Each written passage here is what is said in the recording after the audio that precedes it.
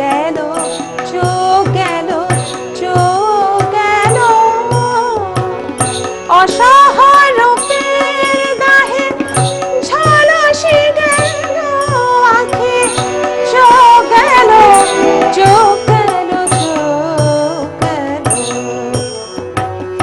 ঘুমন্ত যৌবন তনু মন জাগো ঘুমন্ত যৌবন তনু মন জাগো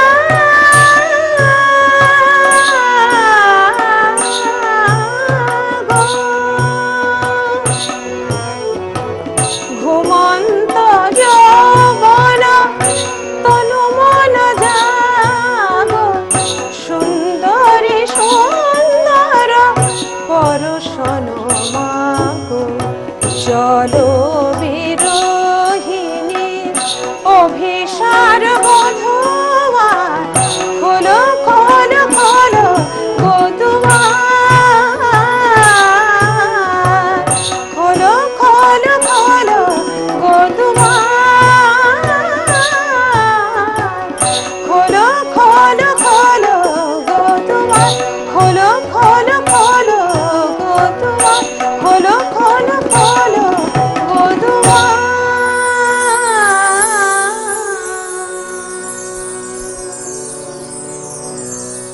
অপূর্ব।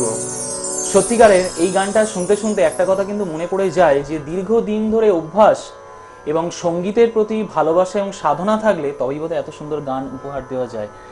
প্রথমেই জানতে চাইছি, একটু বিরক্ত করে এই গানটা শুনেই যেটা জানতে খুব ইচ্ছে করছে, শিক্ষা গুরু বা গুরু মাতা যাকে মানে পাথেয় করে আপনি জীবনে বড় হয়েছেন, আগামী দিনেও গান নিয়ে অনেক কিছু ভাবনা চিন্তা আছে, তার পরিচয়টা যদি একটু দেন। হ্যাঁ, প্রথমেই বলি আমি অনেক গুরুর কাছে মানে গিয়ে আমার সঙ্গীত শিক্ষা আমি করেছি, মানে ওনাদের সান্নিধ্য পেয়েছি।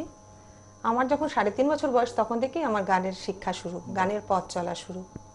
বাড়ির লোকেদের আগ্রহেই বলো আর যে কারণেই বলো আমি গানে ভর্তি হই। তখন আমি প্রথমে গান শিখি অরুণ চট্টোপাধ্যায় বলে এক গুরুর কাছে। ওনার কাছে উনি লখনৌ ঘরানার, উনি ক্লাসিক্যাল উচ্চাঙ্গ সঙ্গীতের আমাদের তালিম দিয়েছেন। তারপর আমি অমির রঞ্জন বন্দ্যোপাধ্যায়ের কাছে যাই, ওখানে আমি দীর্ঘদিন ওনার কাছে আমি খেয়াল শিখি।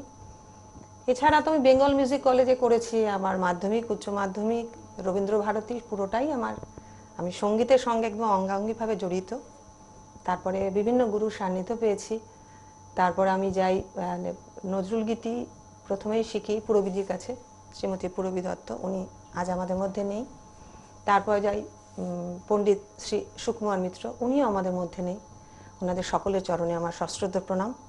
অবশ্যই, এবং আমাদের সেই প্রণামটা রইল যে আপনি গানের মধ্যে থেকে তাদেরকে বাঁচিয়ে রেখেছেন। হ্যাঁ, আমি তারপরে আমার ছোটবেলা থেকেই আমার আশাজির গান খুব ভালো লাগতো।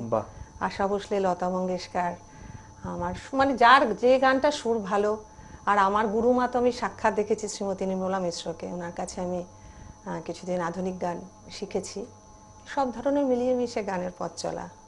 তাহলে অবশ্যই নির্মলা মিশ্রের একটা গানের অনুরোধ রইল। নিশ্চয়ই, পরে নিশ্চয়ই শোনাবো, নিশ্চয়ই। এখন আমি একটি ভজন গাইছি অবশ্যই আমার গুরুজি শ্রী সুকুমার মিত্রের সুরে।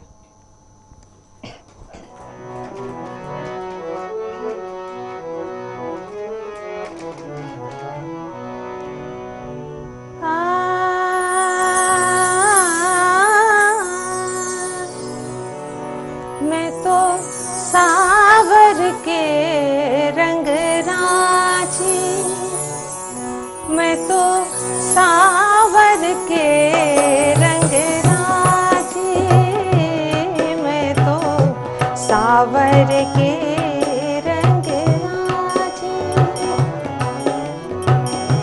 साज श्रृंगार बांधे पग घुंघरू, साज श्रृंगार बांधे पग घुंघरू, लोक लाज तजना जी, मैं तो सावर के रंग राजी।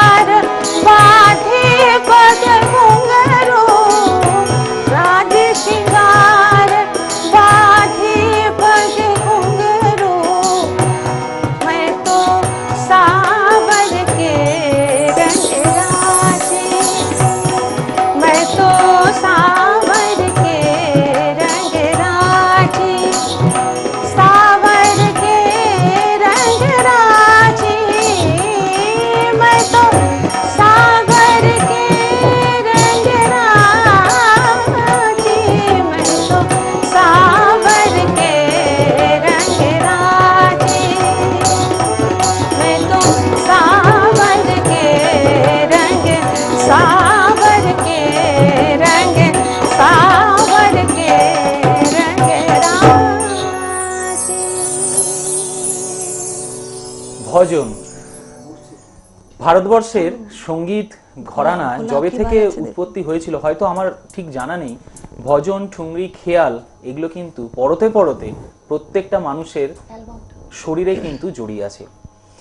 এবার অনুষ্ঠানের শুরুতে আপনাদেরকে যে কথাটা বলেছিলাম যে আমাদের মধ্যে ঢোল ও হ্যান্ডসনিকে আছেন শ্যামল আচার্য, তার একটা আলাদা পরিচয় আছে, সেই পরিচয়টা অবশ্যই আপনাদেরকে দেব, তার কারণ এটা আমাদের দেওয়াটা অধিকার।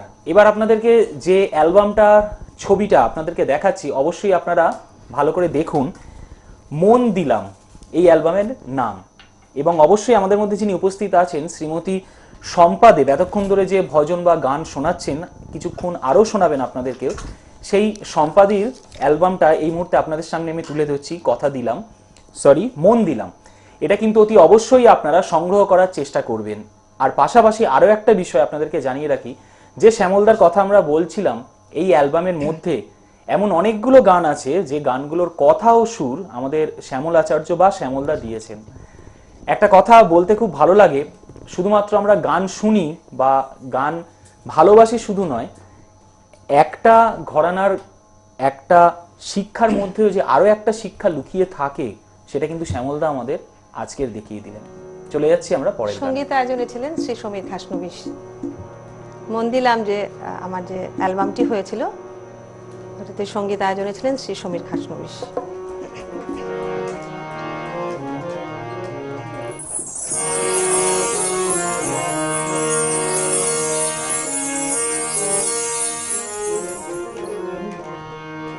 ঝড়ে ঝড়ে ঝড়ে বাদল ঝরে, মন মন মনে থাকে না ঘরে।